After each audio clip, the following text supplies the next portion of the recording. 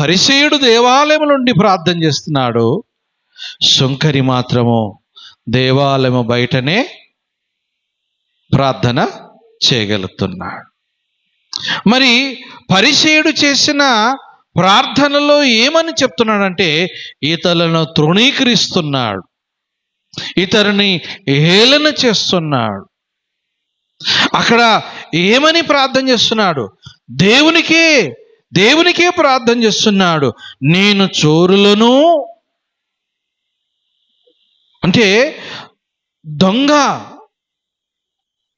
అదేవిధంగా మరి అన్యాయస్తులు, తర్వాత వ్యభిచారులైన ఇతర మనుషుల వలె,